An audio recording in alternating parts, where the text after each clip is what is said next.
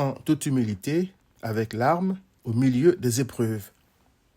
Avant d'aller à Jérusalem, Paul a réuni les anciens d'Éphèse et leur a dit « Vous savez de quelle manière, depuis le premier jour où je suis entré en Asie, je me suis sans cesse conduit avec vous, servant le Seigneur en toute humilité, avec larmes et au milieu des épreuves que me suscitaient les embûches des Juifs. » Actes 20, 18 à 21.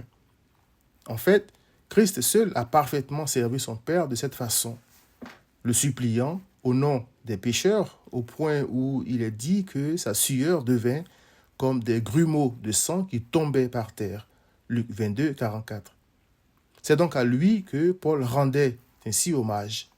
Paul a écrit « Par la grâce de Dieu, je suis ce que je suis, et sa grâce envers moi n'a pas été vaine. Loin de là, j'ai travaillé plus que tous, c'est-à-dire les autres apôtres, non pas moi toutefois, mais la grâce de Dieu, c'est-à-dire Christ, qui est avec moi. » 1 Corinthiens 15, verset 10. De quelle humilité, larmes et épreuves Paul parlait-il donc dans ce passage? Je crois, premièrement, qu'il s'agit de l'humilité de Christ. Paul a écrit « Qu'est-ce donc Apollos et qu'est-ce que Paul? Des serviteurs. » 1 Corinthiens 3, verset 5. En disant « serviteur », Paul avait Luc 17, verset 10 en tête, où Christ dit à ses disciples « Vous, de même, quand vous avez fait tout ce qui vous a été ordonné, dites « Nous sommes des serviteurs inutiles. Nous avons fait ce que nous devions faire. » Christ, le parfait serviteur, s'est abaissé afin de glorifier son Père en lui obéissant jusqu'à la mort.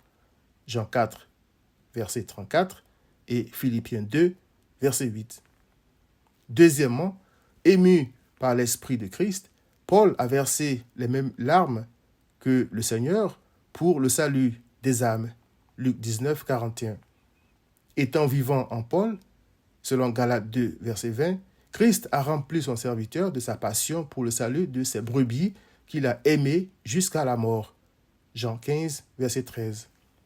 Troisièmement, citant le psaume 44, verset 22, Paul a écrit « C'est à cause de toi, c'est-à-dire Christ, qu'on nous met à mort tout le jour, qu'on nous regarde comme des brebis destinées à la boucherie. » Romains 8, 36.